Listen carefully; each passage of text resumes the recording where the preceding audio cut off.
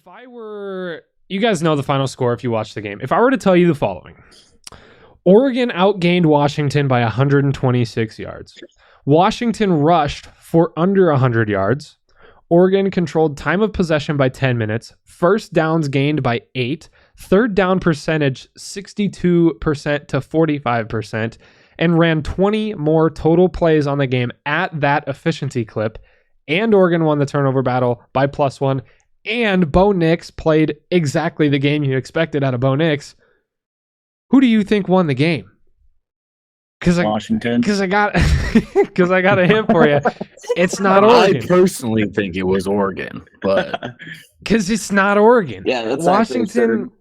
Washington won this game in what was just a beautiful football game. There was no real mess to it. There was nothing sloppy. You could say there was no defense, which realistically there wasn't a lot, but there were key fourth down stops in moments where fourth down stops were needed. You can't, in a shootout game, you can't ask for much more than that. Just a beautiful, beautiful game. Michael Penix Jr. took his second straight over Bo Nix. A lot of emotions after this game. Took it 36-33. What were some thoughts? Some thoughts on this game? I'm excited to see the second one. If we see the second one, that Pac-12 race right now. I personally thought that Oregon looked all around better throughout a good majority of this game on both sides of the ball, except for, obviously giving up 36 points. Not something you want to do to Michael Penix Jr. as a Heisman hopeful, but I did. I thought Bo Nix put on a better performance. I thought the offense looked better through Bo Nix, and they just couldn't make it out of it. They kept making the play to get up, and then they would get up for the series, and then next thing you know, Michael Penix Jr. drives the ball down the field and Washington scores. It was a good back and forth game, very exciting. I loved watching the back and forth. It was awesome. Yeah, it definitely came down. It was definitely the game that we wanted. I mean, it came down to a last-second field goal that should have tied the game, but kicker just missed a little bit. And, obviously that's a huge pressure situation. I couldn't imagine being that kicker. So, I mean, no. Obviously, I wish he would have kicked it and made it, and we would have seen some overtime. But I think Oregon should have won that game. I kept trying to find where the difference was in this game with Oregon performing how they did. I personally think on paper and to my eyes, I think Oregon performed as slightly the better team in this game at times. So I kept trying to find where that separation is, and there really isn't any. Obviously, Oregon won the turnover battle, so there's not separation there for Washington. Explosive plays. We saw 22 explosive plays in this game, including 4 30-plus yard touchdowns. I mean, that's just absurd. Split right down the middle. They both had 11 explosive plays on the game. That's crazy. Beyond that, I just couldn't find anything. Oregon only had 1 sack. Washington only had 1 sack. Pressures, same percentage. So really, you could say it comes down to late in the game, Dan Lanning goes for it on 4th and 1, trying to put the game away instead of just punting it away with the lead. You could put it down to that, but your defense still has to prevent a 38-yard touchdown. I mean, you can't give that up. So, I mean, yeah, you could put it on Dan Lanning there at the end. Dan Lanning put it on himself there at the end, which is what a head coach is going to do in a game like that. But it's in a situation like that, like you could not have said before they went for it on 4th and 1, oh, I wouldn't do that. Why? Why not? It's 1 yard. Yeah, I feel like in that situation, with how good that offense is playing, you're going for it on that 4th and 1 and icing the game. I think any logical coach in NFL, college football is going for it on that 4th and 1. It's just a smart thing to do nowadays. Analytics say if it's anything shorter than 4th and 2, you should be going for it. Especially when you got Bucky Irving in your backfield, like get a yard.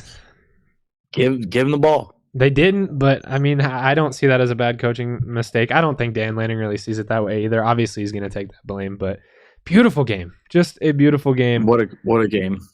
It took Washington just 3 plays after that 4th and 1 to put this one away. But that was really the story of the game.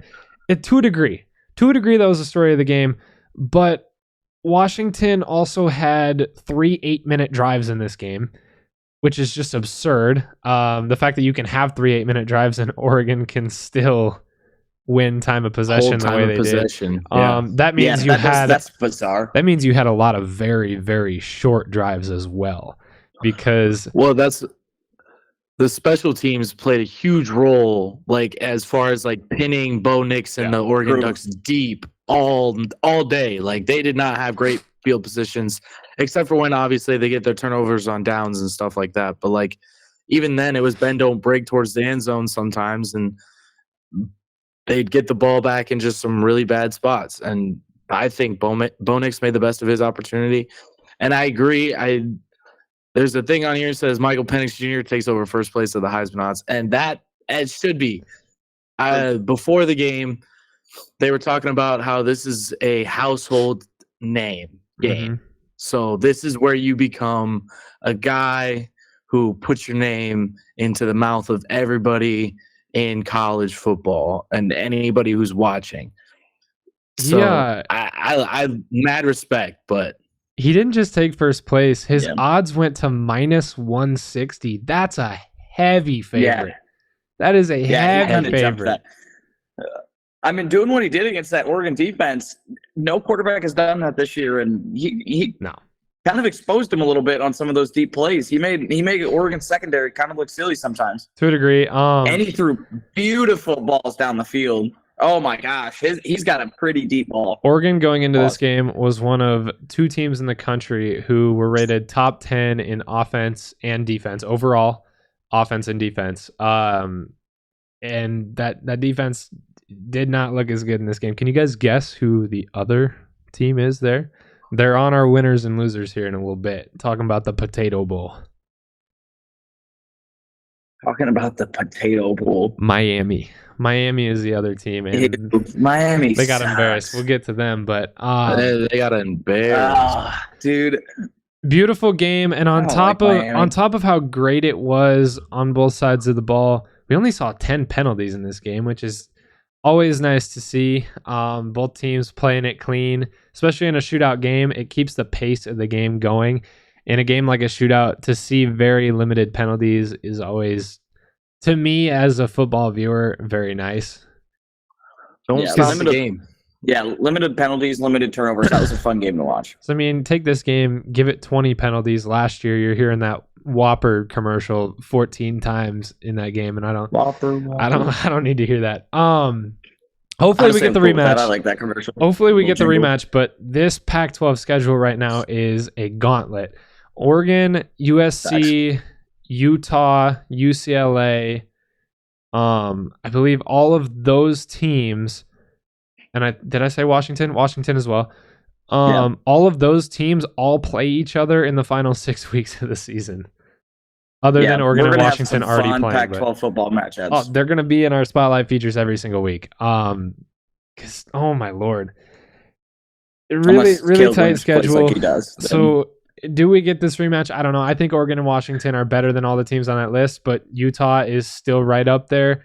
UCLA is an upset team. They're not going to be in that championship game at this point. I believe you got 2 Pac-12 losses now. Oregon State, don't sleep on Oregon. I'm sorry for not saying Oregon State there before. Yeah. Oregon State's 6-1 right now, undefeated in conference, I believe. Like, watch out for them as well.